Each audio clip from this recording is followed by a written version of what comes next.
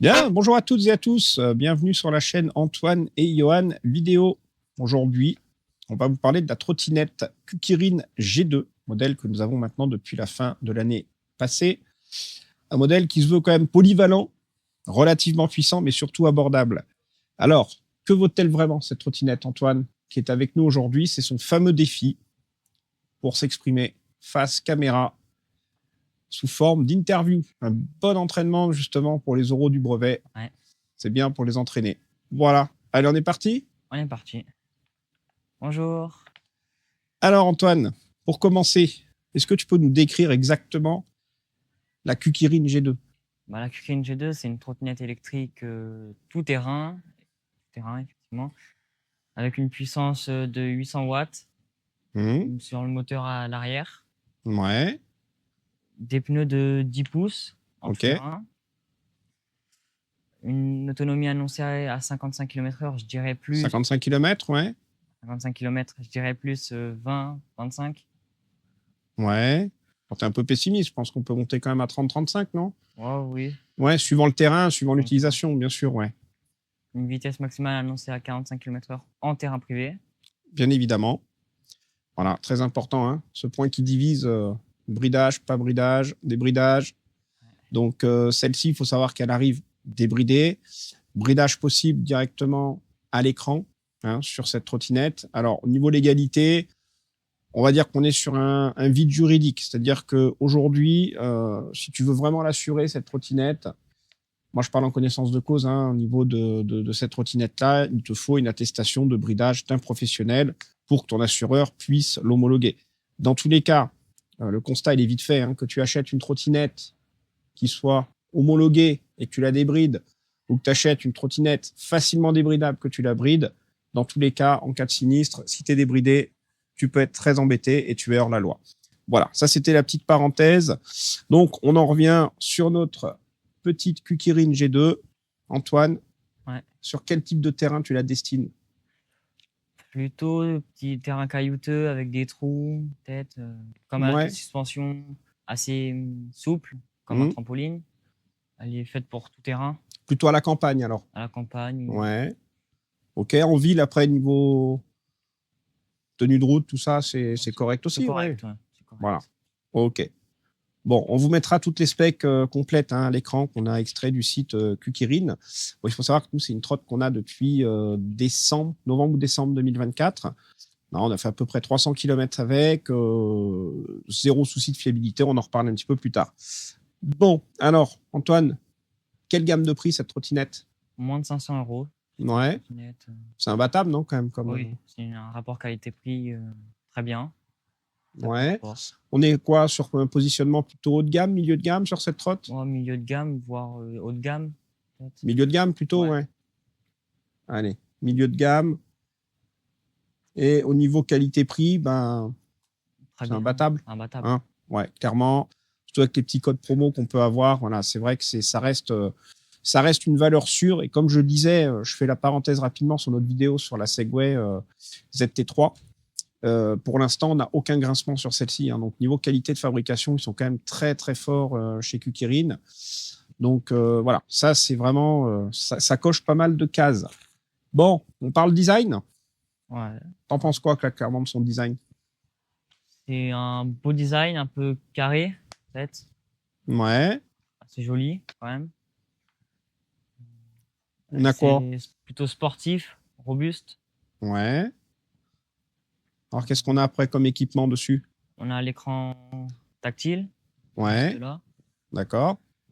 On a aussi le phare avant et arrière, intégré à l'arrière et à l'avant, des clignotants. Bon, ça respire la robustesse, quoi. Oui.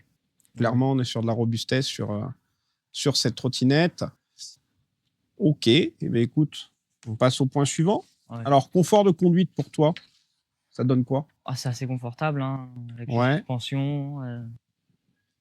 C'est, comme dit ta petite sœur, un trampoline. C'est ça. Un trampoline. Et en plus, on peut, je pense, upgrader, hein, pour ceux qui bricolent. C'est très facilement upgradable sur des suspensions bien meilleures, un freinage bien meilleur, à l'image de ce qu'a fait notre ami Thomas sur sa G2 Master, hein, qui est passé aussi sur notre chaîne Voilà, c'est quand même des trottes facilement customisables. Voilà. Donc, ouais, nous, on avait noté vraiment les suspensions. C'est limite même plus confort hein, que la ZT3 de chez Segway. Hein. C'est vraiment très agréable. Moi, je rajouterais juste, par contre, niveau confort, un deck un peu plus long, parce que je me sens, et peut-être un guidon un peu plus haut. Je sais que ça, on le retrouve après sur la Master, hein, donc on n'est pas du tout sur la même gamme. Mais clairement, voilà, c'est deux petites choses peut-être qui seraient bien à revoir. Niveau de la puissance, est-ce qu'elle monte bien les côtes? Oui, elle grimpe bien. Avec 800 watts, c'est suffisant. Ouais. On monte des côtes jusqu'à combien à peu près que celle-ci? 20 degrés, je 20%? pense. 20%. 20%? Ouais, c'est ce qu'on voit sur la fiche constructeur. Bon, elle en a sous le capot. Alors, moi, je mets toujours une astérisque là-dessus en disant je pense qu'on est plutôt sur une puissance max et non pas une puissance nominale pour avoir un point de comparaison avec la ZT3 et surtout avec mon poids. Clairement, c'est vrai que les 800 watts, je pense que c'est plutôt sur du 800 watts max. En nominal, on doit être sur du 450, 500, voire 600. Voilà, on ne peut pas le mesurer, on n'a pas les outils pour. Par contre, on a de la longe. Voilà. C'est vrai que bon, je peux atteindre facilement sa Vmax en mode débridé malgré 120 kg dessus. Voilà, donc elle monte les côtes avec quelqu'un qui est dans les 80 kg sans problème. Après, voilà, si tu veux vraiment quelque chose de plus puissant, il faut passer un modèle au-dessus. Mais ça fait le taf largement pour une personne avec un poids moyen. Oui. Ok. Alors, autonomie, bon, tu l'as abordé tout à l'heure. Moi, clairement, je tape sur du 35 km. Toujours pareil, hein, poids rider moyen. Ouais. C'est ça? C'est ça, oui. Ok. Alors, on t'entend pas trop, là. Ça reste correct comme autonomie, quand même. Oui, oui, oui. Hein? Pour ce tarif-là, c'est correct. Ouais. Ok. Après, niveau de la charge, alors? Alors, c'est vrai que c'est une charge assez longue. Ouais. Entre 8 à 9 heures pour une charge complète. Donc, après, elle peut passer de 30%, 80%, 3-4 heures peut-être. Voilà, si on respecte cette règle des 30% mini, 80 max pour entretenir la batterie correctement, moi j'ai constaté qu'en 3 heures, quand maman voulait l'utiliser, on pouvait la recharger relativement facilement quand même. Hein. Voilà. Mais c'est vrai qu'une charge complète de 0 à 100%, ouais, c'est bien 8 bonnes heures, hein, je pense. Et toujours sous surveillance. Hein. Ça me fait penser à un point qu'on n'a pas forcément noté aussi, mais c'est sur l'étanchéité. Contrairement à la Segway ZT3, alors elle est étanche, mais au niveau du bloc prise de charge qui est sur le côté, c'est quand même moins protégé que sur une Segway. Voilà, clairement, moi, je le conseille pas forcément sous une grosse pluie battante. De toute façon, c'est pas fait pour. Voilà. Clairement, ça ferait peut-être partie des points d'amélioration aussi sur ces modèles-là. Voilà. Après, quand il pleut, en général, quand on n'a pas le choix, c'est vrai qu'on prend la trotte, mais quand on a le choix, bon, on évite. On évite. OK? Bon, est-ce que tu vois des choses à améliorer le sur poids, cette trotte? parce qu'avec ses 26 kilos, c'est pas très transportable. Ouais. Et comme toute trottinette, alors, j'ai envie de te dire qu'on est dans un autre game après. C'est-à-dire qu'une trottinette transportable, tu prends plutôt la petite Xiaomi que tu as, une trottinette citadine, on va dire. Voilà. Là, celle-ci, on essaiera de faire des prises de vue en forêt, tout ça, mais je pense que tu passes à l'aise dans des chemins. Voilà, donc tu peux pas avoir la robustesse et le poids. Voilà. C'est vrai que si tu veux une trotte pour la ville et te la transporter tous les jours dans le TER, dans le train ou dans ta voiture, même débat que la Segway ZT3, vaut mieux passer sur un modèle plus citadin. On a une botte F2, la Xiaomi, etc. Bon, ok. Ensuite, bon, moi, le système de pliage, j'ai pas eu de problème particulier avec. Hein. Il est assez pratique et simple d'utilisation. Ouais, c'est la petite sangle qui passe autour. Alors, c'est vrai que nous, on la plie très peu, mais de ce que je vois, c'est efficace. Voilà, après, encore une fois, c'est pas une trotte que tu vas plier tous les jours pour mettre dans ton coffre, pour mettre dans le train. Bon. Il y avait un point que tu avais relevé, par contre, toi qui es assez geek. Oui. Ou alors, on n'a pas trouvé. C'est l'application, comme chez Segway, chez Inbot. Ouais. C'est pas vraiment un défaut, c'est une constatation, il n'y a pas d'application. Ok, ouais, ça peut être une piste d'amélioration. Alors peut-être, hein, dites-nous en commentaire, peut-être que vous avez trouvé s'il y avait une appli ou pas. Mais ouais, moi, clairement, j'ai pas trouvé, enfin, j'ai pas creusé plus que ça, quoi. Bon, bah écoute, on a fait le tour. Est-ce que tu as des choses à rajouter? Non? Non. Non? Bon. Est-ce que tu la recommandes ou pas alors cette trotte? Ah oui, Ouais? déjà au niveau rapport qualité-prix, une trottinette fiable, Ouais. à un prix assez bas quand même. Moi, je dois avouer que moi, j'ai été personnellement assez surpris de voir la qualité quand on l'a reçue là, juste avant Noël. Franchement, je m'attendais pas à ça au niveau qualité, hein. Donc clairement, il y a rien qu'à bouger. Pourtant, j'ai quand même pris lors de rides en vidéo, hein, des gros nids de poules. Oula! J'ai testé un gros trou.